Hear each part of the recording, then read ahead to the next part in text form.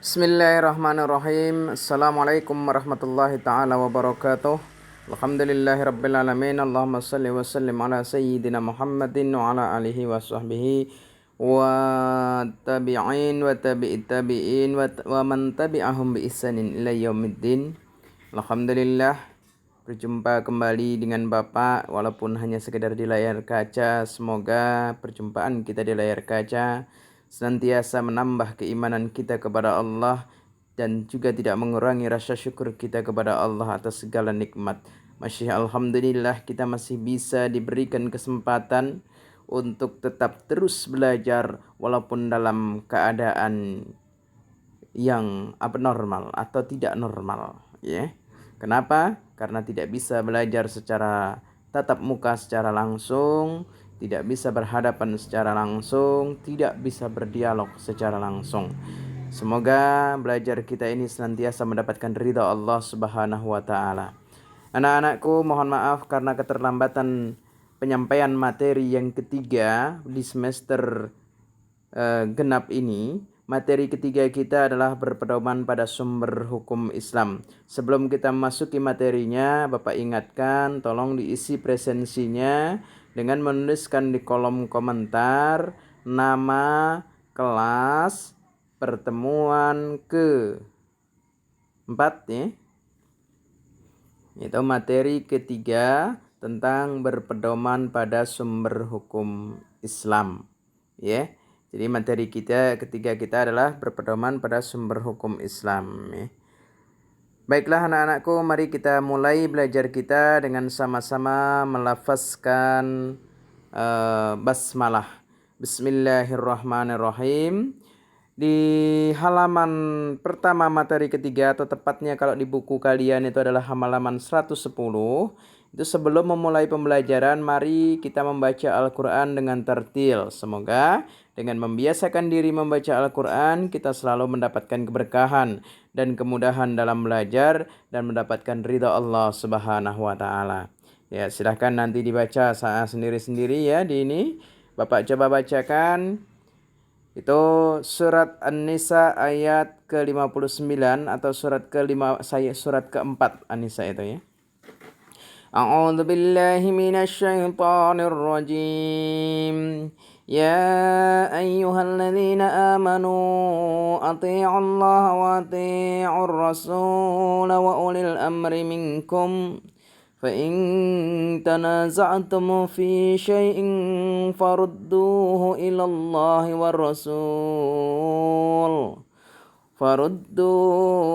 الله والرسول إن كنتم تؤمنون بالله واليوم الآخر ذلك خير وأحسن تأويلا. Sadaqallahul azim, ya. Tuh di situ ya ayyuhalladzina amanu atiallaha wa atiur rasul. Jelas. Hai orang-orang yang beriman, yang artinya hai orang-orang yang beriman. Nih. Tuh. Hai orang-orang yang beriman, taatlah kamu kepada Allah dan kepada Rasul. Nih, ya ayyuhalladzina amanu ati'ullaha wa ati'ur rasul. Nih kalimatnya, ya. Taatlah kamu kepada Allah dan taatlah kalian kepada Rasul. Wa ulil amri minkum, dan orang yang menguasai urusan kalian. Siapa mereka? Orang yang menguasai urusan kita, ya kalau kita sedang di sekolah, ya, kepala sekolah, staf dan seluruh jajarannya, dewan guru. Kalau kita berada di dalam kelas, yang menguasai urusan kita adalah dewan guru mata pelajaran yang mengajar. Kalau sebagai anggota kelas, berarti kita adalah tunduk kepada wali kelas, ketua kelas, dan sebagainya. Kalau kita berada pada satu provinsi, maka yang menguasai urusan kita adalah gubernur dan perangkatnya, ya, muspida ya setempat. Kalau kita berada di satu negara, maka ulil amri kita, penguasa kita adalah presiden dan seluruh kabinetnya. Kita harus taat, ya. Itu perintah Al-Quran kalau kita sebagai orang yang beriman, ya. Nah, di sini bedanya kalimat ati'u itu cuman ada pada Allah dan Rasul. Nah, ini ati'u ini ya, cuman ada pada Allah dan Rasul. Ketika ulil amri tidak dikasih ati'u lagi. Kenapa? Apabila peraturan ulil amri atau orang yang menguasai urusan kita itu bertentangan dengan peraturan Allah dan Rasulnya, maka kita boleh untuk tidak mengikutinya. Tapi kalau tidak bertentangan, ya kita wajib untuk ikut. Maka kalimat di sini ati Allah mutlak kita harus taat. Wa ati'ur Rasul kita mutlak harus taat kepada Rasul. Wa ulil amri minkum ada pengecualian apabila aturan itu melanggar aturan Allah dan Rasulnya. Tentunya kan begitu. Ya. Tuh. Ya. Kita lanjutkan fa in tanaza'tum fi syai'in farudduhu ila Allah war Rasul in kuntum tu'minuna billahi wal yaumil akhir. Apabila kalian menemukan perdebatan, perselisihan pada sesuatu, maka kembalikanlah persoalan itu kepada Allah dan pada Rasulnya. In kuntum tu'minuna billahi wal yaumil akhir, apabila kalian termasuk orang-orang yang beriman kepada Allah dan pada hari akhir. Ya. Kalau kita orang beriman ya, kalau ada perdebatan yang tidak ketemu, sesuatu apapun itu kita kembalikan kepada Allah dan Rasulnya. Bagaimana? Dengan melihat hukum-hukum yang ada pada Al-Quran dan hadis. Itu kembali kepada Allah dan Rasulnya. Kalau kita gak mungkin lagi sekarang kan. Dzalika khairu wa ahsanu ta'wila. Ya. Dan itulah sebaik-baik dan terbaiknya jalan untuk menyelesaikan satu masalah. Nah, infografis kita mempelajari ini pada intinya adalah ajaran Islam. Ajaran Islam itu sumbernya, panduannya satu pada Al-Quran sebagai sumber hukum, sumber ilmu, sumber segalanya sebagai pedoman hidup umat. Ajaran Islam sumbernya itu Al-Quran pertama. Yang kedua adalah hadis. Hadis Rasul, baik hadis qauli, hadis fi'li ataupun takriri. Apa itu Pak hadis qauli? Hadis qauli adalah hadis yang diucapkan atau sabda Rasulullah sallallahu alaihi wasallam. Baik itu perintah, larangan ataupun anjuran ataupun apa yang keluar dari lisan Rasulullah, itu namanya hadis qauli. Lalu hadis fi'li apa? Hadis fi'li adalah sesuatu yang dikerjakan oleh Rasulullah, diceritakan oleh sahabat. Itu namanya hadis fi'li. Hadis perbuatan Rasulullah, sikap Rasulullah yang dilakukan oleh Rasulullah. Lalu takririnya, ya, ketika sahabat melakukan sesuatu ataupun ketika ada kejadian sesuatu dan ada sahabat yang memutuskannya dan Rasul mendiamkannya, berarti itu boleh, itu merupakan hadis takriri. Dan selanjutnya lalu ijtihad, ya. Ijtihad itu adalah penggalian sumber hukum atau mungkin perjuangan, ya, secara akal untuk menggali sumber hukum yang tidak nyata di dalam Al-Quran dan hadis. Yang kita temukan satu persoalan hukum tidak kita ketemukan di dalam Al-Quran dan hadis pada masa sekarang.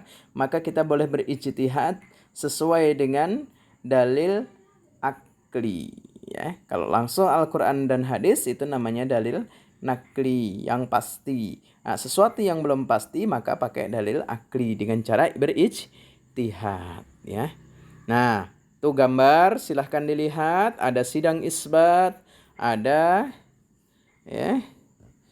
Wah, tujuannya apa? Ke Al-Quran dan hadis lalu ijtihad, tujuan syariahnya secara zahirnya, ya, kita mencari si surga Allah Subhanahu wa ta'ala. Pada intinya kan ke sana.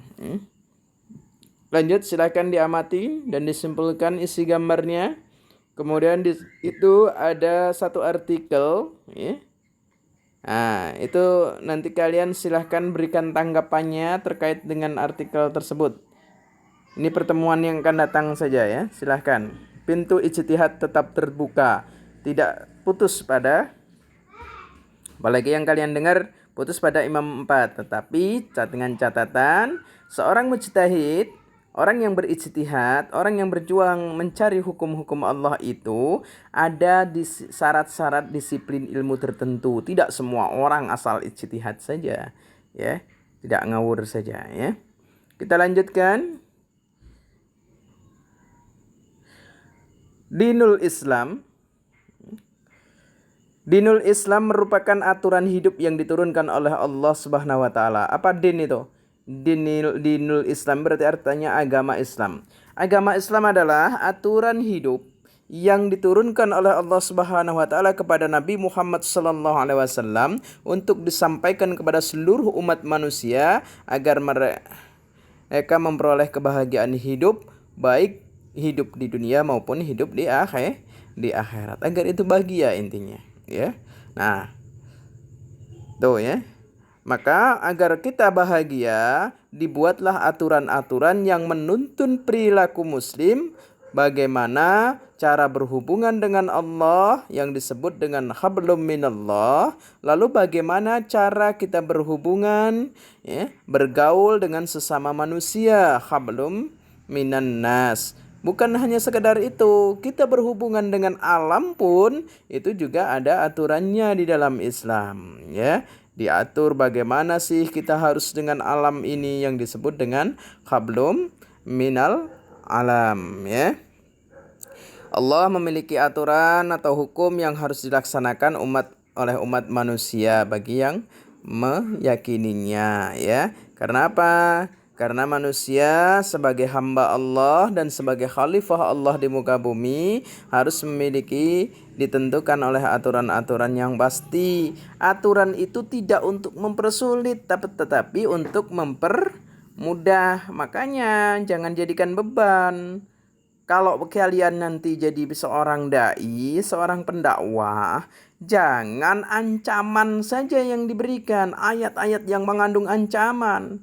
Jadi seolah-olah agama itu menakutkan. Coba kalau kalian lihat di YouTube, ya. Dakwah yang menggembirakan, yang semua manusia beriman atau seorang mukmin, seorang muslim itu punya potensi semua untuk masuk surga. Ikutin dakwah Kiai Haji Bahauddin Nur Salim atau yang lebih terkenal dengan nama Gus Baha, ya. Itu bagus dakwahnya, sesuai dengan sumbernya, ya. Kalau orang kembali kepada Al-Quran, beliau sudah hafal Al-Quran. Kan gak pernah keluar dari Al-Quran. Untuk apa kembali kepada Al-Quran? Ya, gak perlu kembali lagi karena sudah ada di dalam. Nah, tuh ya. Jadi di situ silahkan nanti dipelajari. Nah, ini ada satu hadis. Bapak akan bacakan hadisnya. Nanti kalian silahkan diinikan terjemahnya, ya, dibaca sendiri terjemahnya. Salah satu dalil tentang sumber hukum Islam adalah hadis yang diriwayatkan oleh Abu Dawud berikut ini, ya. Coba perhatikan di layar kacanya atau di dalam file bukunya. An Anasin min ahli Khimsa min ashabi Mu'adz bin Jabal anna Rasulullah sallallahu alaihi wasallam lamma arada an yab'ath Mu'adzan ila al-Yamani qala kaifa taqdi idza urida laka qada qala aqdi bi kitabillah qala fa in lam tajid fi kitabillah qala fa bi sunnati Rasulillah sallallahu alaihi wasallam qala fa in lam tajid fi sunnati Rasulillah sallallahu alaihi wasallam wala fi kitabillah qala ajtahidu ra'yi wala alwu fadaraba Rasulullah sallallahu alaihi wasallam sadrahu wa qala alhamdulillahilladzi wafaqa Rasulullah sallallahu alaihi wasallam lima yurdi Rasulullah sallallahu alaihi wasallam. Nah, itu artinya silahkan dibaca sendiri biar lebih singkatnya. Lalu nanti kita masuk pada sumber hukum Islam yang pertama, yaitu Al-Quran. Ya, lihat pengertian Al-Quran itu apa? Ya. Keistimewaan Al-Quran silahkan dibaca. Al-Quran merupakan wahyu Allah. Al-Quran merupakan apa? Diturunkan kepada siapa? Dengan bahasa apa? Al-Quran merupakan apa? Dan sebagainya. Itu ada keistimewaan Al-Quran ya. Ada 4. Ya. 4. 5. Al-Quran sebagai hukum. Nah, kandungan Al-Quran, di situ ada tauhid, ada ibadah, ada janji dan ancaman, ya. Ada jalan mencapai kebahagiaan dunia dan akhirat, ada kisah dan cerita sebagai suri tauladan kita, ya. Terus asas Al-Quran dalam menetapkan hukum. Bagaimana cara Al-Quran menetapkan hukum, ya? Meniadakan kesulitan, jelas, ya. Tuh dasarnya ada, silahkan dipahami, dibaca, dianalisa, terus sedikit pembebanan, ya, bertahap dalam penetapan hukum, tidak langsung, ya. Macam-macam hukum dalam Al-Quran, ya. Ada hukum i'tiqadiyah atau akidah, ada hukum khuluqiyah atau akhlak, ada hukum syariah, ya. Syariah, ya. Hukum syariah itu adalah hukum yang mengatur hubungan kita dengan Allah, hubungan kita dengan sesama makhluk, hubungan kita dengan alam. Itu namanya hukum syariah, ya. Itu ada macam-macamnya. Ada hukum ibadah, hukum muamalah, hukum pergaulan, perkawinan, waris, ya. Hukum politik, ya. Jinayah siasah, ya. Hukum jiwa, tentang pencurian, penodongan dan sebagainya, itu pada syariah. Al-Quran sebagai dasar hukum, ya, itu dari Al-Quran, ya. Lalu setelah Al-Quran, sumber hukum kedua adalah sunnah atau hadis. Pengertian sunnah dan hadis, ya. Nah, silakan dibaca apa pengertian sunnah itu. Ini tadi Bapak singgung sedikit, ya. Di sini ada perkataan Rasulullah, perbuatan Rasulullah, takrir Rasulullah. Kalau tadi Bapak sebutkan 3, di sini ternyata ada 7. Ya, ada 4 pengajaran Rasulullah kepada para sahabat, sifat-sifat Rasulullah, akhlak Rasulullah seperti apa, perjalanan hidup Rasulullah Shallallahu Alaihi Wasallam. Ya, tuh mencakup daripada hadis, ya. Semuanya termaktub di situ. Lalu macam-macam hadis, ada hadis qauliyah, ada hadis fi'liyah, ada hadis takririyah. Nah, ini yang Bapak sebut tadi. Terus adalah satu hal lagi, hadis lagi, yaitu hadis hammiyah. Apa hadis hammiyah? Cita-cita Rasulullah. Rasulullah dulu pernah bercita-cita, saya kalau tanggal 9 Muharram, kenapa kalian berpuasa di tanggal 9 Muharram? Ya. Kepada orang Yahudi. Karena sebagai penghormatan kepada Nabi Musa alaihis salam. Maka kata Rasulullah, kalau begitu kami lebih berhak untuk berpuasa. Maka tahun depan saya akan berpuasa pada tanggal 9 Muharram, atau yang dinamakan puasa Tasu'a. Puasa ke-9, puasa hari ke-9 pada bulan Muharram. Tapi sebelum Rasulullah menjumpai tahun berikutnya, yaitu pada tanggal 9 Muharram, Rasulullah sudah dipanggil oleh Allah meninggal dunia. Ini namanya hadis hamiyah. Pembagian hadisnya, ada hadis mutawatir, ada hadis ahad, ya. Hadis ahad ada dibagi menjadi beberapa lagi, ada hadis sahih, ada hadis hasan, ada hadis dhaif, ya, hadis yang lemah dan sebagainya. Itu silakan dibaca. Fungsi hadis terhadap Al-Quran sebagai apa? Sebagai bagian takrir, yaitu menjelaskan atas, ya, penetapan Rasulullah, ya, penetapan Al-Quran. Jadi hadis itu menjelaskan Al-Quran yang belum jelas, ya, dijelaskan oleh hadis Rasul sebagai bayan tafsir, sebagai penjelasan tafsir, ya. Ketetapan dijelaskan oleh hadis, ketetapan Al-Quran dijelaskan oleh hadis, tafsir Al-Quran pun dijelaskan oleh hadis sebagai bayan tasyri', ya. Yaitu menetapkan hukum yang didapati dalam Al-Quran. Quran sebagai penguat hukumnya atau sebagai penjelasan hukum pada Al-Quran, ya. Ijtihad. Peristiwa wafatnya Rasulullah berarti berakhir pula proses turunnya wahyu dan Al-Quran serta hadis. Rasulullah ketika meninggal sudah selesai. Nah, maka di sini akan timbul berbagai macam problem. Tadi dikatakan di ayat sebelumnya, kalau terjadi perdebatan di antara kalian, maka kembalikanlah kepada Allah dan Rasulnya. Tapi ketika Rasul sudah meninggal, bagaimana? Maka dilakukanlah ijtihad. Nah, itu pengertian ijtihad. Ijtihad menurut akar katanya sama dengan kata jihad, yaitu juhdun, yang berarti bersungguh-sungguh, dan jahad yang berarti sulit. Jihad dan ijtihad sama-sama memerlukan kesungguhan dan mengalami kesulitan, sehingga makna ijtihad adalah kesungguhan karena yang dihadapi adalah sesuatu yang sulit. Kenapa dikatakan sulit, Pak? Ya karena tidak jelas di dalam Al-Qur'annya maupun hadisnya, tidak digambarkan secara nyata, maka perlu ijtihad. Syarat-syarat untuk menjadi mujtahid. Nah, itu 1, memahami kandungan Al-Qur'an dan hadis, harus paham, tidak asal-asalan. Yang kedua, memahami bahasa Arab dengan seluk-beluk ilmu pada segala kelengkapannya, tahu ilmu alatnya, tahu ilmu sorofnya, tahu ilmu manteknya, tahu ilmu balaghahnya, tahu ilmu sastra kearapannya, bukan asal-asalan, ya.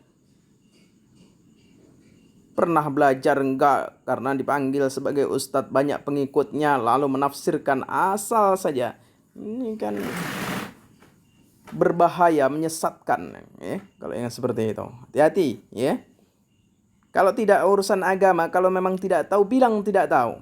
Saya belum pernah nemu dan saya belum pernah mendapatkan penjelasan. Aman, kan? Yang ketiga, jangan, ya pesan Bapak, jangan sok tahu. Ketiga, memahami ilmu usul fiqh, ya. Asal usul hukumnya tahu. Ilatnya apa, alasannya apa, kenapa itu najis, kenapa itu suci, kenapa itu boleh, kenapa itu tidak, harus tahu, ya. Kaidahnya apa, kaidah-kaidah fikih, kaidah-kaidah hukum harus tahu secara mendalam. Ingat itu seorang mujtahid, ya, harus memahami itu, memahami ilmu usul fiqh, memahami kaidah-kaidah fikih. Yang keempat, memahami persoalan ijma. Apa ijma? Yaitu pendapatnya para ulama. Jumhurul ulama atau kelompok ulama berpendapat demikian. Kebanyakan ulama berpendapat demikian. Pendapat yang muktamad, yang kuat seperti apa? Nah, di situ, ya, harus paham ijma ulama atau pendapatnya para ulama, baik yang terdahulu, yang sekarang, maupun persoalan-persoalan kontemporer yang ulama-ulama itu memang bisa dipegang keilmuannya, ya. Yang kelima, memiliki kecerdasan dan akhlakul karimah, ya. Cerdas, tidak asal-asalan seorang mujtahid harus cerdas, ya. Lalu akhlaknya pun baik. Kalau masih suka mencaci maki, mengumpat, ya, emosi masih tinggi, belum masuk, belum boleh berijtihad, nanti dulu, jauh. Karena dia akan mengedepankan emosinya daripada akal sehatnya, ya. Tuh, 5 syarat berijtihad menjadi seorang mujtahid, ya. Dasar-dasar ijtihad. Dasar ijtihad, ya. Itu Al-Qur'an surat An-Nisa ayat 105. Inna anzalna ilaikal kitaba bil haqqi litahkuma bainan nasi bima arakallah wa la takul lil khainina khasima. Itu dalil-dalil naklinya, ya, dan yang lain selanjutnya. Fungsi ijtihad, 1, sebagai jawaban atas permasalahan kehidupan yang dialami oleh umat Islam yang tidak ditemukan secara jelas dan gamblang di dalam Al-Qur'an maupun hadis. Yang kedua, sangat dihargainya peran akal dalam ajaran Islam, ya. Tuh, ya. Ada 2 fungsi ijtihad. Yang selanjutnya, bentuk-bentuk ijtihad. Bentuk ijtihad yang pertama adalah ijma, ya. Ijma menurut arti bahasanya adalah sepakat atau kesepakatan para ulama ya. Yang kedua kias. Kias menurut bahasa artinya mengukur, membandingkan, menimbang ya. Itu kias. Sedangkan menurut istilah menetapkan hukum atas suatu kejadian yang tidak ada dasarnya pada Al-Quran, pada nas, Al-Quran dan hadis, dengan cara membandingkan kepada suatu kejadian lain yang telah ditetapkan hukumnya berdasarkan nas atau Quran hadis. Contohnya ya, ganja, beleman nggak ada dalam Al-Quran.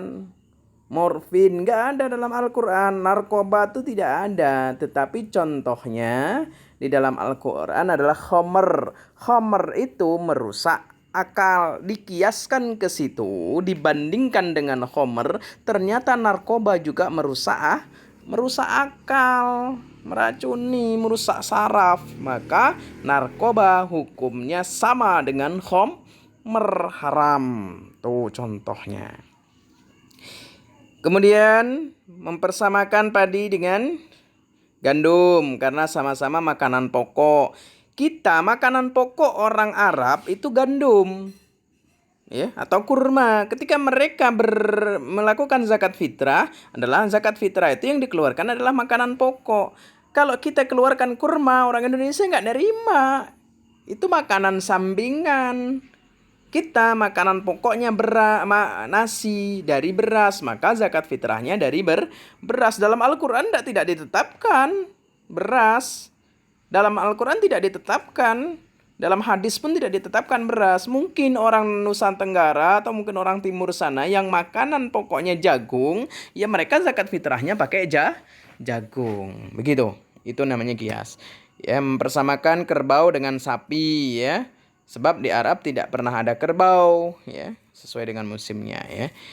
Kias itu. Kias dapat dijadikan dasar hukum dalam semua bidang kecuali bidang akidah dan ibadah. Rukun kias ada 3. 1 asal, yaitu dasar yang menjadi ukuran persamaan atau menyerupai akan Al-Quran dan hadis. Yang kedua far'u, cabang. Ya, ini perkara yang diserupakan atau dipersamakan.